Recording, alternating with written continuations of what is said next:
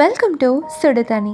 இன்னைக்கு 26 days of A to Z சேலஞ்சில் நம்ம பார்க்க போகிறது ஓக்கான ஆரஞ்ச் ஜெல்லி எப்படி பண்ணுறதுன்னு பார்த்துடலாமா? இது இருக்கிறதுலே ரொம்ப சிம்பிளான ஒரு ரெசிபி, யார் வேணாலும் பண்ணலாம். இதோட இன்க்ரீடியன்ஸை நான் டிஸ்கிரிப்ஷன் பாக்ஸில் கொடுக்குறேன். இப்போ வாங்க சேர்ந்து சமைக்கலாம். ஃபர்ஸ்ட் இதுக்கு நம்ம ஆரஞ்சு பழம் எடுத்துக்கலாம். நல்ல ஸ்வீட்டான ஆரஞ்சாக எடுத்துக்கோங்க, அப்போ தான் ஜெல்லிக்கு ரொம்பவே நல்லாயிருக்கும். உங்களுக்கு ஜெல்லி ஆரஞ்சு என்ன ஃப்ளேவரில் இருக்கோ அதே ஃப்ளேவரில் தான் அவுட்புட் கிடைக்கும். ஸோ நல்லா ஸ்வீட்டாக நாவல் ஆரஞ்சு அந்த மாதிரி எடுத்துக்கோங்க. இதிலேருந்து ஃபஸ்ட்டு ஜூஸ் எடுத்துக்கலாம். நீங்கள் ஒன்று அரைச்சும் எடுத்துக்கலாம், அப்படி இல்லைன்னா இந்த மாதிரி பிழிஞ்சும் எடுத்துக்கலாம். சீடு இருந்தால் மட்டும் ரிமூவ் பண்ணிக்கோங்க, இல்லாட்டி அது கசக்கும். ஸோ அந்த மாதிரி ஜூஸ் ரெடி பண்ணிவிட்டு இந்த ஜூஸை தனியாக ஃபில்டர் பண்ணி எடுத்துக்கலாம். ஆரஞ்ச் ஜெல்லிக்கு கண்டிப்பாக ஃபில்டர் பண்ணும். ரொம்ப கிளியராக இருந்தால் தான் ஜெல்லி ரொம்ப ஸ்மூத்தாக இருக்கும். ஸோ இப்போ ஃபில்டர் பண்ணி எடுத்துக்கிட்டேன். இது ஆல்ரெடி ஸ்வீட்டாக தான் இருக்குது, அதனால் ஒரு 2 டேபிள் ஸ்பூன் மட்டும் பவுடர் சுகர் சேர்த்துக்கிறேன். இது ஆப்ஷனல் தான். இதோட 2 ட்ராப் கலரும் ஆட் பண்ணிக்கிறேன், இதுவும் ஆப்ஷனல் தான். ஸ்வீட்னஸ் நம்மளுக்கு ஏற்ற மாதிரி அட்ஜஸ்ட் பண்ணிக்கலாம். இப்போது இது ரெடியாக இருக்குது, இது இருக்கட்டும். அடுத்து ஒரு பேனில் ஒரு 1/4 கப் தண்ணி சேர்த்துக்கோங்க. இதில் 5 கிராம் அகரகர் சேர்த்துக்கிறேன். 100 mlக்கு 1 கிராம்ங்கிற கணக்கு, நம்ம எவ்வளோ ஜூஸ் எடுக்கிறோமோ அதுக்கேற்ற மாதிரி நீங்கள் அகரகர் ஜாஸ்தியோ கம்மியோ பண்ணிக்கணும். இப்போ அடுப்பை ஆன் பண்ணிவிட்டு நம்ம இது நல்லா மிக்ஸ் பண்ணிக்கலாம். இது நல்லா ஒரு பாயிலிங் ஸ்டேஜுக்கு வரணும்.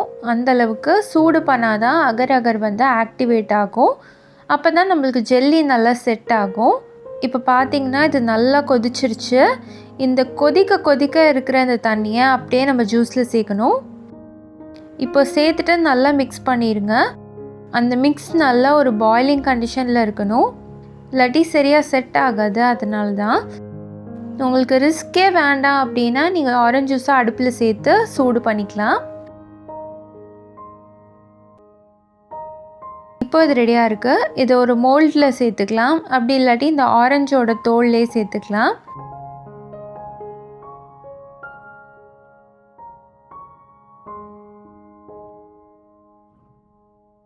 நான் இந்த மாதிரி ஐஸ் க்யூப் ட்ரே எடுத்திருக்கேன், அதில் சேர்த்துக்கிறேன். இதை ஒரு 2 to 3 hours ஃப்ரிட்ஜில் வச்சிடலாம். இப்போ பார்த்தீங்கன்னா 2-3 ஹவர்ஸ்க்கு அப்புறம் நல்லா செட் ஆகிடுச்சு. நல்லா ஜெல்லி கன்சிஸ்டன்சிக்கு வந்துடுச்சு. இதை கட் பண்ணிங்கன்னா அப்படியே ஆரஞ்சு பழம் மாதிரியே இருக்கும். இந்த மாதிரி பண்ணணுன்ட்டு இல்லை, நீங்கள் நார்மல் மோல்டில் கூட யூஸ் பண்ணிக்கலாம். ஆனால் இது அப்படியே ரியலான ஒரு ஆரஞ்சு பீஸ் மாதிரியே இருக்கும், நம்ம அப்படியே கடிச்சு சாப்பிட்லாம். இது ஹாஃபாக இருக்கிறதுனால இந்த மாதிரி 2 ஹாஃபை ஒன்றா சேர்த்து அதில் குட்டி கண்ணெல்லாம் வச்சு ஆரஞ்சு பழம் மாதிரியே ரெடி பண்ண ரொம்ப ரொம்ப க்யூட்டாக இருந்தது. குழந்தைங்களுக்கு கொடுக்கும்போது இந்த மாதிரி சும்மா அழகாக பண்ணி கொடுத்தா கூட ரொம்ப ஆசையாக சாப்பிடுவாங்க. ஸோ இந்த வீடியோவுக்கு இது ரொம்பவே அழகாக வந்துருந்துச்சு. ஸோ நீங்களும் இந்த ஆரஞ்சு ஜெல்லியை ஈஸியாக இதே மாதிரி பண்ணி பார்த்துட்டு எப்படி இருந்துச்சுன்னு சொல்லி கமெண்ட்டில் சொல்லுங்கள். இந்த வீடியோ உங்களுக்கு பிடிச்சிருந்தால் லைக் பண்ணுங்கள், சுடு தண்ணி சேனலை சப்ஸ்கிரைப் பண்ணுங்கள். தேங்க்யூ.